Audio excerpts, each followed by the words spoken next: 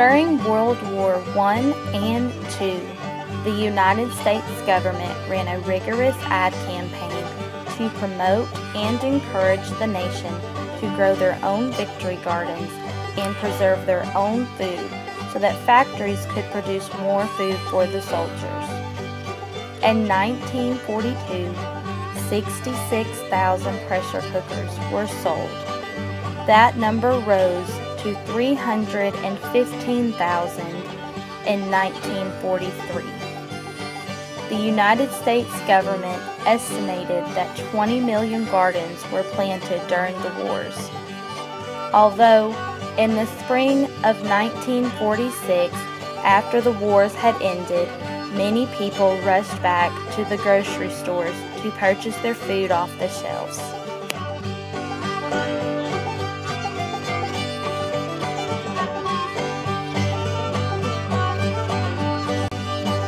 But in Appalachia, growing and preserving your own food has always been a way of life.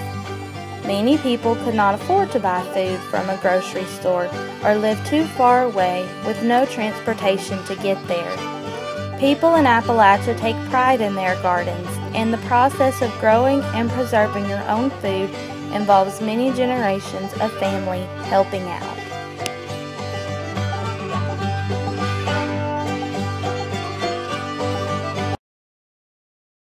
How did you learn how to can, Mama? Well, my mother, back when I was little, and she canned on a wood stove. She'd be up half the night canning, and she didn't have a pressure canner.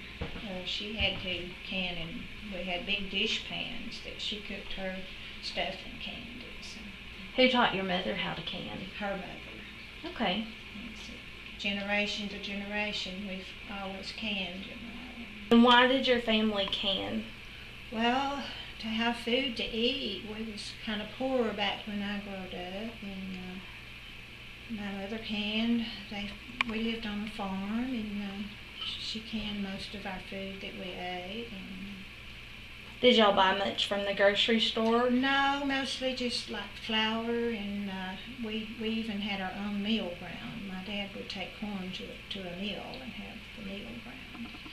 And my mother, she did all the canning. We had potatoes, and we raised chickens and had our own pigs, and we had a cow, which my mother milked, and we churned and had milk and butter at home. And that's just the way it was when I grew up. What kind of different things have you canned throughout your lifetime? I've canned green beans and tomatoes and blackberries and peaches and pickled corn and sauerkraut. And I've made jelly and beets and peppers and cucumbers. Do you like to can? Oh, I love it. It's a lot of work, though. It's a lot of work, but I like doing it. You think it's worth it? Oh, yeah. It is. The food's a lot better, I think, than what you get in the store, so. Okay, well, thanks for talking to me today about canning. Oh, well, you're welcome. Since I was about 12 years old. Okay. So now And who taught you how to can? My mother. And who taught your mother? Well, I can't say her mother. I don't know who taught her because her mother died when she was young. Okay. And so probably an aunt. Okay. Taught her. And did y'all grow all your vegetables and can them? We did. We grew all of our vegetables, and we canned them, on a pressure cooker, and kept them in a cool place like a basement cellar. And if one come unsealed, we threw it out. My grandkids helped a lot, like picking beans and watching for snakes. If I was in the garden, they was always afraid I'd get on a snake.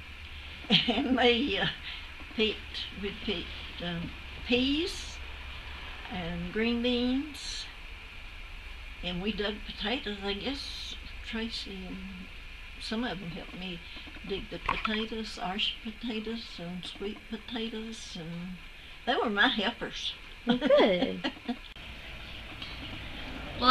in Cobb County, and no one in that area really grew gardens or preserved their own food. But I moved to Blue Ridge, Georgia about 6 years ago, and it seems like around here that everyone grows their own gardens and cans and preserves their own foods. This is going to be my 3rd year canning. My mother-in-law taught me how to can, along with her mother helped me, and I used my husband's grandmother's old canner. So far I've only canned green beans and tomatoes, but I hope to do some pickles this year.